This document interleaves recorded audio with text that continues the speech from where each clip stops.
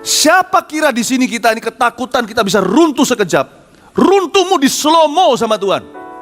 Di slow motion sama Tuhan. Belum sampai tergeletak sudah ada jalan kembali, reverse.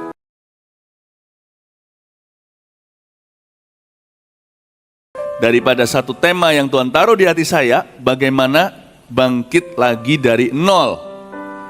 Sebenarnya nggak semua orang bangkit dari nol sih. Kita pasti ada sisa-sisa 5 roti. Tapi mungkin kita jatuh dalam dosa, atau hubungannya kapal karam, atau mungkin bisnisnya yang bangkrut total. Usahanya sekarang masuk dalam hutang piutang.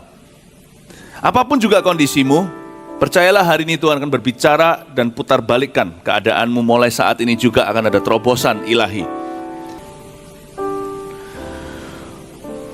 Yehezkiel 37 ayat 1-10. Kebangkitan Israel. Demikianlah firman Tuhan.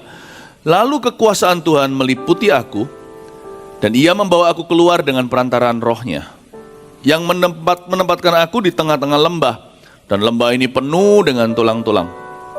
Ia membawa aku melihat tulang-tulang itu berkeliling-keliling, dan sungguh amat banyak bertaburan di lembah itu. Lihat, tulang-tulang itu amat kering.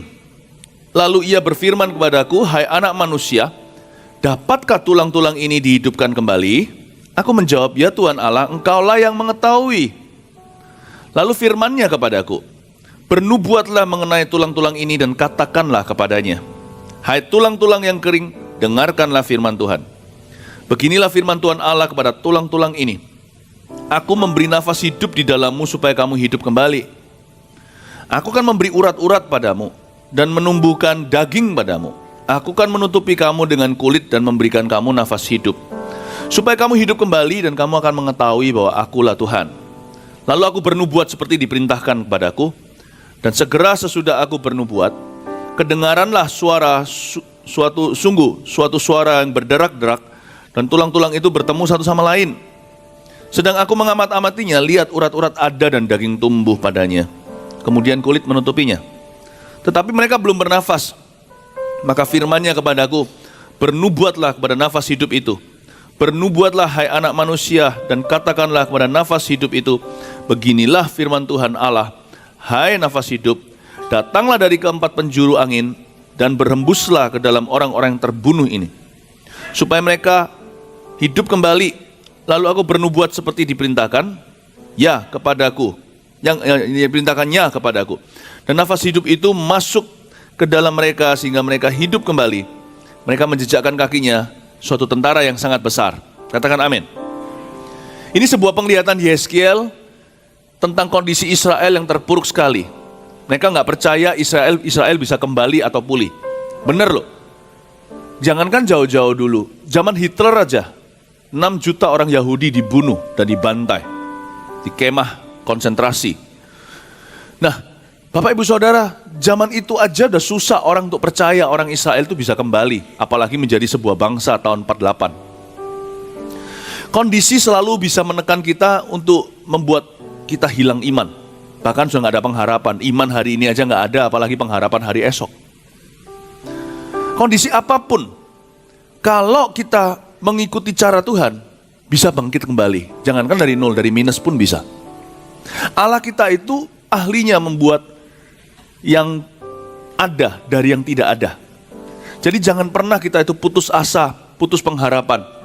Dalam Kristus, sekalipun salah, kita bisa masuk lewat gerbang pertobatan. Apapun masalah yang kita hadapi, kalau kita yakin pada firman Tuhan, sesuatu akan terjadi. Mungkin tidak satu hari, mungkin ada masa menanti, tapi jalan kita akan semakin kuat. Makin lama makin terang hingga rembang tengah hari. Itulah jalan kehidupan orang benar. Tidak mungkin ada keruntuhan total atau kekal dalam kehidupan orang-orang percaya. Tuhan pasti akan membela, tidak akan biarkan kakinya goyah selama-lamanya. Kita bisa memandang ke seluruh gunung, kiri kanan kita, dari mana datang pertolongan? Pertolongan kita dari Dia yang menjadikan kita. Jangan pernah kita merasa kita ini dikutuki Tuhan. Kondisi kita ini adalah akibat, ya bisa jadi akibat salah kita, tapi Tuhan itu tidak pernah benci kita. Dia benci dosa kita, tapi Dia selalu ingin memulihkan kita. Bulu yang patah terkulai tidak akan dipatahkan. Sumbu yang pudar nyalanya kayak kompor yang zaman dulu pakai sumbu, nggak akan tiba-tiba sama Tuhan pakai jarinya dipites sekalian biar mati dan meninggal dunia. Allah kita adalah Allah pemulihan. Dia bukan Allah kehancuran. Dia bukan Molek, ilah zaman di Kanaan yang ingin menghancurkan keturunan sampai membunuh anak cucunya anak cucu orang dalam api. Allah kita adalah Allah kehidupan. He wants you free. Karena itu Bapak Ibu Saudara, hari ini kalau Anda datang ke gereja, mungkin masalahmu gak selesai langsung. Tapi kalau hati Anda menerima pengharapan, Anda akan bangkit dan membangun segala reruntuhanmu, puing-puingmu akan keping-keping dipersatukan kembali. Jangan pernah takut untuk gagal dalam Tuhan. Tuhan itu selalu membela orang percaya. Dia bisa tegur kita, proses disiplin kita. Tapi dia tidak akan pernah meninggalkan kita. Yang percaya beri tepuk tangan untuk Tuhan. Allah seperti itu yang kita punya dan miliki. Lalu kita sekarang melihat syarat pertama bagaimana kita bangkit bahkan dari nol adalah meletakkan hati di tempat terbuka. Seperti tulang belulang ini. Kita baca ayat 1 dan 2 sekali lagi. Lalu kekuasaan Tuhan meliputi aku dan membawa aku keluar dengan perantaraan rohnya. Banyak orang menjauhi Roh Kudus. Padahal Roh Kudus itulah agen pemulihan. Dia itu agen perubahan. Dan dia juga agen pengampunan. Agen dengan A huruf besar loh ya. Dialah distributor utama. Jangan jauhi dia. Yohanes 16 ayat 7 berkata, bunyinya, namun benar yang kukatakan ini kepadamu adalah lebih berguna bagi kamu, kata Yesus kepada murid-muridnya, jika aku pergi. Sebab jikalau aku tidak pergi, penghibur itu tidak akan datang kepadamu. Katakan penghibur. Dengan perantaraan rohnya, Roh Kudus itu penghibur. Tetapi jikalau aku pergi, aku akan mengutus dia kepadamu. Loh, Roh Kudus itu diberikan pada kita justru karena kita ini gak sempurna. Karena kita ini cenderung gagal. Tahukah Anda? Banyak orang berkata gini, aku harus beresin hidupku dulu, baru setelah itu mendekat pada Roh Kudus dan minta tolong. Salah. Anda kalau mau sehat dulu baru minum antibiotika. Buat apa obat itu? Roh Kudus itulah obat sorga. Dia itu penghibur, bukan? Pain reliever. Atau kalau kita pusing, kita minum obat anti sakit. Kalau kita panas, obat anti demam, penurun suhu tubuh. Roh Kudus itu begitu. Kita itu seringkali mau beresin dulu, baru setelah itu kita mau menggandeng dia. Kalau seperti itu, nyanyikan lagu tadi, kemanakah aku pergi menjauhi rohmu Tuhan. Jangan lari. Roh Kudus itu diberikan pada kita karena gereja itu gak sempurna. Roh Kudus itu diberikan pada kita karena kita itu gak sempurna. Roh Kudus diberikan pada kita karena kita ini penuh cacat celah. Karena kita itu penuh kekurangan kelemahan. Kan kita itu selalu cenderung gagal. Bodoh kita ini. Makanya Roh Kudus diberikan. Tidak heran gelar pertama yang Yesus berikan, bahkan sebelum dicurahkan Pentakosta, dia adalah sang penghibur. Kata penghibur di situ artinya lawyer atau pengacara. Zaman ini sekarang penuh jebakan saudara, di mana-mana, gak cuma di Indonesia. Yang namanya pengacara kalau tidak takut akan Tuhan bisa dua wajah. Dia bisa bekerja agen ganda, ke kiri seolah-olah bela kanan, tetapi sebenarnya kong kali kong dengan kiri, lalu ke kanan, ternyata sebenarnya agen yang kiri. Paham maksud saya? Kalau udah hati-hati dimakan sama pengacara sendiri. Makanya pengacara yang takut akan Tuhan harus perhatikan. Anda harus setia kepada klienmu. Jangan menjualnya. Jangan punya sifat Yudas Iskariot. Kalau di sini ada lawyer, dengarkan firman Tuhan. I'm a pastor. Saya tidak tahu tentang hukum dan semua pasal-pasal yang Anda pegang. But one thing I know, aku tahu pasal-pasal firman dan pasal-pasal hati. Kita harus jadi tulus. Seorang pendeta harus tulus kepada jemaatnya. Tidak boleh jemaatnya diikat 10-10 dijual keluar. Demikian pula klien Anda harus belanin. Anda harus sungguh-sungguh takut akan Allah. Seorang pemungut cukai, seorang yang bekerja di kantor pajak, jangan memeras. Kalau Anda adalah pejabat pemerintah, takutlah akan Allah. Pastikan Anda bukan bekerja untuk negara demi kaya, tetapi untuk kebaikan bangsa. Kalau Anda lebih baik jadi pengusaha. Pengusaha pun ada aturan mainnya. Tapi Roh Kudus itu lawyer yang tulen, pengacara yang sejati. Wow, dia gak akan jual kanan kiri. Dan Roh Kudus ini diutus loh. Sekalipun dia adalah Allah, sama dengan Yesus. Kan Yesus dikatakan seperti ini di Yohanes 3 ayat 16. Karena begitu besar kasih Allah, dia memberikan anaknya yang tunggal. Dia adalah pemberian. Roh Kudus itu pengutusan. Jadi kalau Roh Kudus diutus sama Bapa, diutus sama Yesus, Yesus berkata gini kan, orang lain membaptis dengan air, aku akan membaptismu dengan Roh Kudus. Aku akan meminta kepada Bapa supaya Bapa memberikan Roh Kudus. Katakanlah Yesus ini Roh Kudus ini diutus oleh Bapa. Dia harus kembali kan kepada Bapa nanti. Harus selesaikan misinya. Apa misinya? Membuat kita sempurna, memulihkan kita. Di mana ada kehancuran, dialah plumbernya. Dialah tukang dengan T huruf besarnya. Dia sebenarnya adalah Tuhan. Dia harus memperbaiki setiap keping, setiap rapuh. Anda jangan merasa Anda harus alami sendiri, nanti kalau beres baru datang kepada Tuhan membayar upeti, perpuluhan apa segala. Bukan itu. Roh Kudus diberikan itu dalam kehancuran kita. Banyak orang tidak mengerti poin ini. Dikira harus beres dulu. Roh Kudus kalau diberikan, dia harus bela kliennya, lalu kembali kepada firm atau company perusahaannya, itu kerajaan sorga. Dia harus kembali kepada CEO-nya, yaitu Yesus Kristus. Dia harus beritahu, aku sudah selesaikan tugasku, sama dengan Yesus ketika diutus. Dia kembali kepada Bapa. Dia berkata pada Maria Magdalena, jangan jamah aku belum kembali kepadanya yang mengutus aku. Jangan pegang aku dulu. Roh Kudus juga harus go back to his firm, harus kembali suatu hari. Dia yang memateraikan kita, keselamatan kita. Waktu kita mati, dia bawa kita pergi. Dia harus kembali mempertanggungjawabkan misinya, sekalipun dia adalah Tuhan dan Allah. Dan misinya apa? Membuat setiap kita yang patah terkulai tidak dipatahkan. Membuat kita yang pudar nyalanya tidak dipadamkan. Jadi Roh Kudus itu berkepentingan agar Anda pulih. Kalau enggak gitu misinya gagal. Bayangin, dari sini kan kita dihibur kan? Dengar gini aja dihibur kan? Ternyata yang menginginkan aku pulih lebih dari aku sendiri yang mengalami, yaitu Dia. Kalau pengacara di dunia kan tergantung fee-nya. Roh Kudus nggak bisa kita bayar. Jangan coba-coba. Belajar dari Simon, si penyihir itu yang bertobat di Samaria. Dia mau beli pakai uang. Petrus Yohanes berkata, go to hell with your money. Pergilah ke neraka dengan uangmu itu, uang kotor. Jangan kira engkau bisa mengambil bagian dalam pekerjaan Roh Kudus. Anda dan saya tidak bisa bayar fee apa-apa sama dia. Dia itu tanggung jawab karena dia adalah Allah.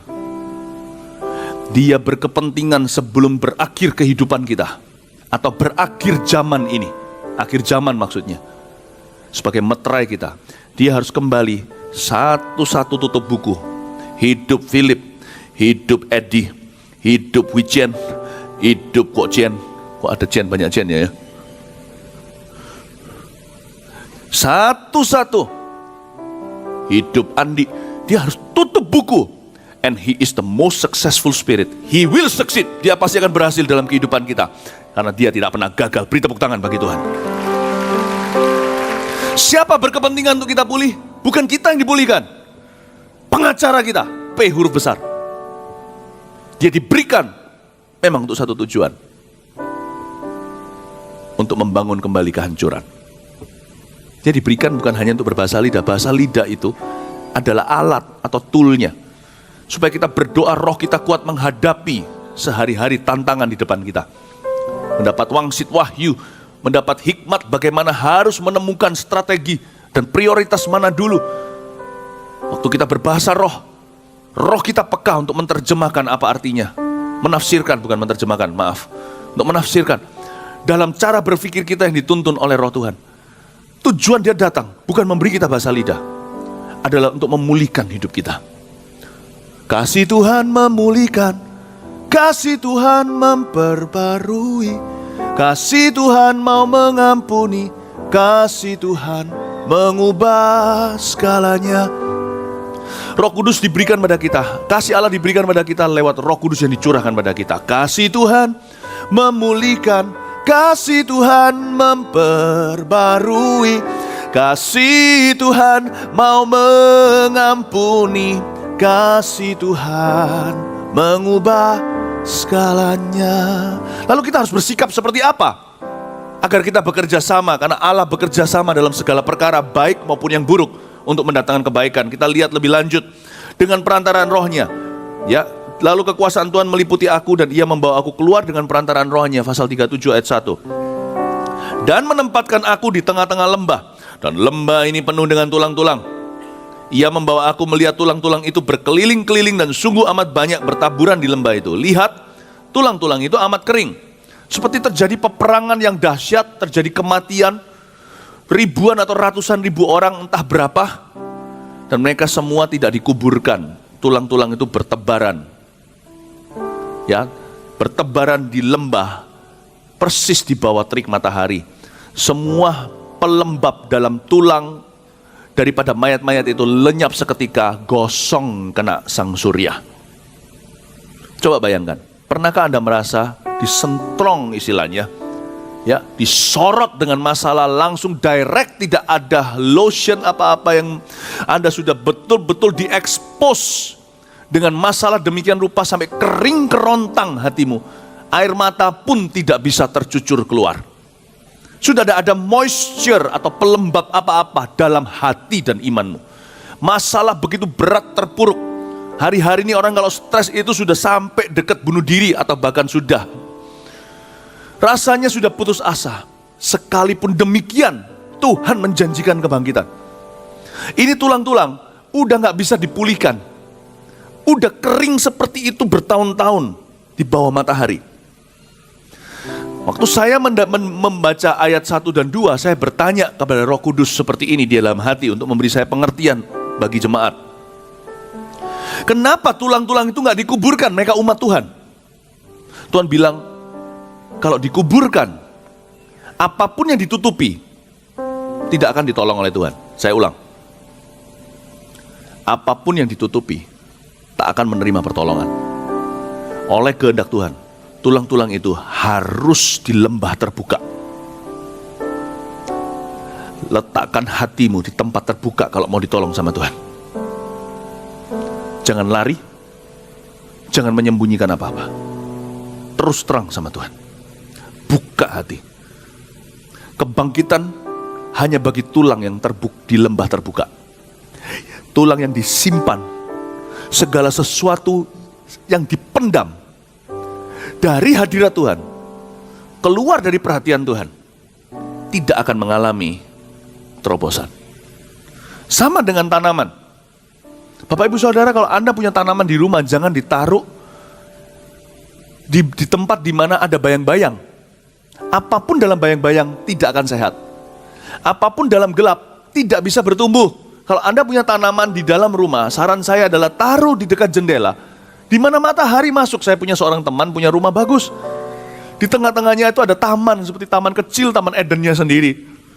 Lalu dia buka, meskipun di dalam ruang, tapi dia buka persis ada transparan, jendela transparan di atas atapnya bisa masuk. Waduh, seni arsitektur.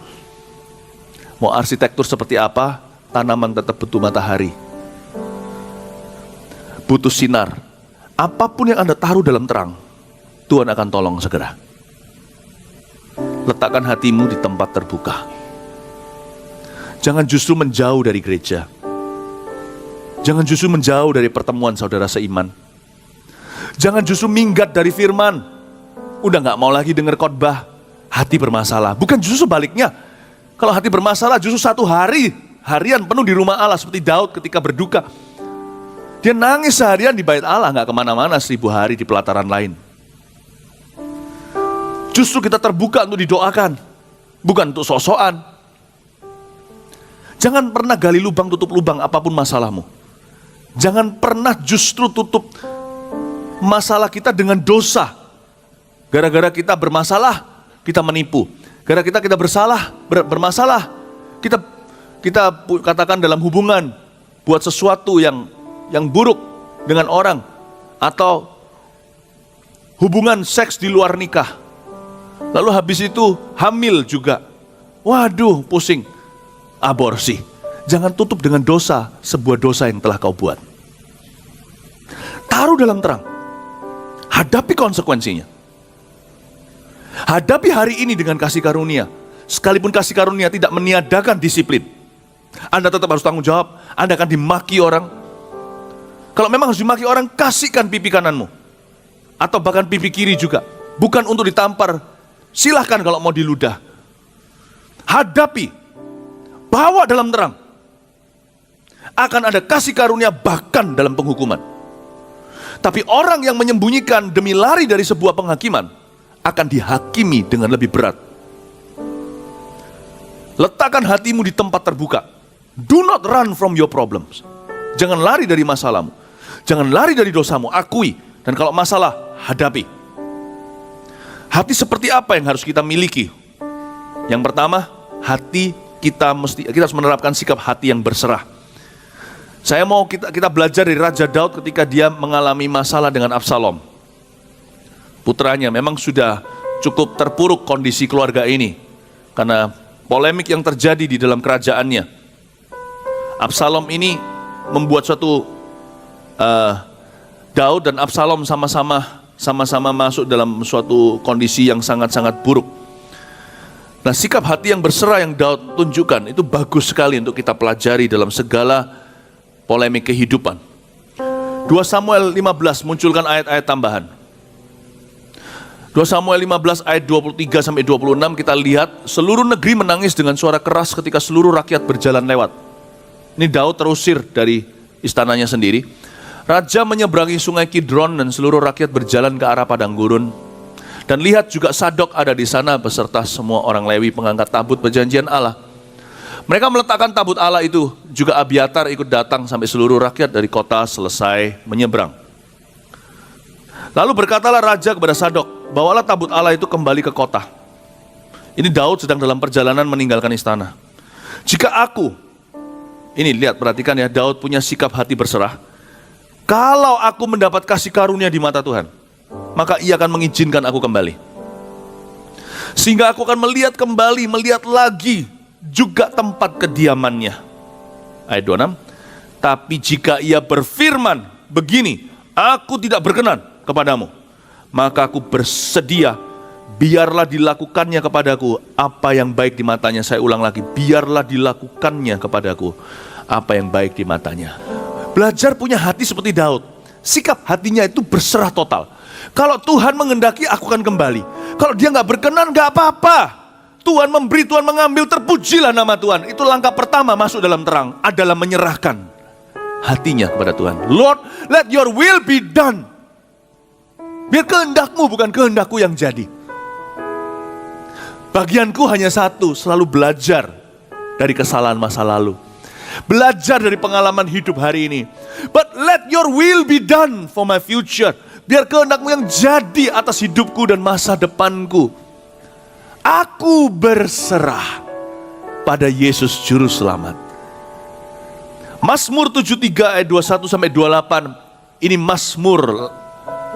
Pemazmur berkata, "Ke hatiku merasa pahit dan buah pinggangku menusuk-nusuk rasanya." Rasanya itu aduh, di sini tuh nggak tahan gitu. Aku dungu dan tidak mengerti. Seringkali kita juga nggak tahu apa yang terjadi. Seperti hewan aku di dekatmu, sudah sampai sebego ini, udah jadi kayak binatang. Aku nggak bisa mikir. Pernah nggak kita itu dilanda suatu masalah, wis nggak bisa mikir kita nih. Wis nggak bisa mikir, udah. Aku ini kayak hewan, padahal sekolahnya S3. Bukan saya, maksudnya ini cerita orang yang saya cuma S1. Aduh, aku didungu, tapi aku tetap di dekatmu. Bodoh gak apa-apa, salah gak apa-apa. Aku tidak menjauhi roh Allah. Aku tahu mengapa engkau ada di hidupku, untuk memulihkan aku. Aku tahu siapa dirimu sekarang, aku tetap di dekatmu. Engkau memegang tangan kananku. Tahu gak kalau Tuhan memegang tangan kanan? Itu bagi orang yang mau tenggelam. Kita gak ngerti seringkali. Dia memegang tangan kananku, memberiku kemenangan dan bla bla bla, kan ayatnya selalu memegang tangan kanan. Waktu Petrus mau tenggelam, Tuhan tolonglah saya. Tuhan mengulurkan tangan kanannya untuk pegang tangannya dia. Untuk memegang tangan kanannya dia, kanan dengan kanan, untuk angkat dia kembali naik ke permukaan. Sebenarnya saya pernah khotbah ini suatu hari di ibadah terakhir di sini, di Surabaya. Saya kasih tahu sedikit aja, karena Anda tidak hadir di ibadah yang terakhir itu, pukul 7. Waktu Petrus tenggelam, Tuhan tolonglah saya. Itu di slow motion sama Tuhan. Jangan takut kalau Anda itu bisa 1 hari, 1 malam tiba-tiba hancur. Gak bisa kita itu diruntuhkan sekejap. Runtuh pun ada prosesnya. Dan itu pun sebelum proses runtuh sampai tenggelam total, Tuhan sudah bawa ke reverse jalan kembali. Tuhan gak pernah izinkan kita itu kalau jatuh sampai tergeletak, sebab Dia menopang tangannya. Oh haleluya. Kasih tepuk tangan untuk Tuhan. Anda perhatikan gak? Kalau Anda baca di Matius 14 kalau nggak salah, pokoknya di Matius tengah-tengah. Itu kan Petrus berjalan di atas air, lalu habis itu dia bimbang ragu, lalu dia tenggelam kan. Waktu tenggelam Petrus ngomong apa? Tuhan, tolonglah aku. Coba nanti ke swimming pool. Oke? Coba Anda tenggelam, keburu nggak bilang Tuhan tolonglah saya, nggak keburu. Paling Tuhan nggak keburu, apalagi 2 kakinya dia sudah di atas air. Lain cerita kalau kita di sebuah kolam renang, kita masih kaki satu berpijak pada tanah, lalu kaki kita satunya begini, coba tenggelam langsung. Coba nanti, jangan lupa ganti baju renang dulu. Anda pasti bahasa kuyup. Saya yakin Anda dalam bahasa Indonesia aja nggak akan keburu bilang Tuhan tolonglah aku, apalagi Petrus ngomongnya bahasa Yunani atau Aramaik. Itu aku nama tata. Nggak keburu gak? Siapa kira di sini kita ini ketakutan kita bisa runtuh sekejap? Runtuhmu di slow mo sama Tuhan. Di slow motion sama Tuhan. Belum sampai tergeletak sudah ada jalan kembali, reverse. Gak ada orang yang bisa, orang Kristen, anak Tuhan yang tulen sungguh-sungguh anak sorga, yang bisa jatuh sekejap, gak bisa. Pasti dipelankan sama Tuhan untuk kembali bisa membangun lagi. Beri tepuk tangan untuk Tuhan. Bahasa Inggris mungkin bisa, Lord help me, gak mungkin keburu. Lord, kalau ngomong help me juga, help me, sudah, atau help gitu aja, tolong gitu ya. Coba, karena ayat itu bilangnya Tuhan tolong saya, bukan cuma tolong. Gak ada orang bisa dari sini langsung plus masuk itu bisa keburu ngomong 3 kata itu. Oke, 1 kata aja dah, help. Gak mungkin sampai P-nya tersebut baru ngomong hell, sudah pasti udah tenggelam. Waktu saya baca ayat itu, mujizatnya bukan Petrus berjalan di atas air, tenggelamnya pelan. Jadi seolah-olah, dia ketakutan, dia mulai tenggelam. Tuhan, tolonglah saya. Belum masuk mulutnya sama Tuhan sudah diangkat. Nggak masuk akal secara ilmiah. Tidak dibutuhkan berapa detik untuk langsung kelelep. Tuhan slow motion kejatuhannya. Your God is that good. Even when you fail. Wah, Tuhan itu begitu baik. Bahkan ketika Anda dan saya gagal, Dia pelankan tenggelam kita. Supaya punya tempat berpijak, pegang tangan kanannya. Diangkat kembali, bisa bayar hutangnya. Diangkat kembali, bisa memberkati orang lain. Diangkat kembali, bisa bangun kembali hidupnya. Itulah Tuhan kita. Jangan curiga. Dan jangan pernah fitnah Dia bahwa Dia tidak sanggup. Sekalipun kita tidak ditolong seketika atau dapat semua yang kita mau atau kembali seperti dulu, apapun itu. Percayalah, kalau Anda sekarang dalam posisi sedang tenggelam, orang luar bisa lihat tenggelam itu pelan sekali. Sudah mulai ada jalan kembali. Jangan takut orang Kristen masuk neraka kalau Anda sudah diselamatkan. Tuhan akan izinkan Anda tiba-tiba, loh kok sudah ada di api kekekalan. Nah akan terjadi. Sebab Tuhan menopang tangannya. Allah tidak akan meninggalkan Anda. Kasih tepuk tangan untuk Tuhan.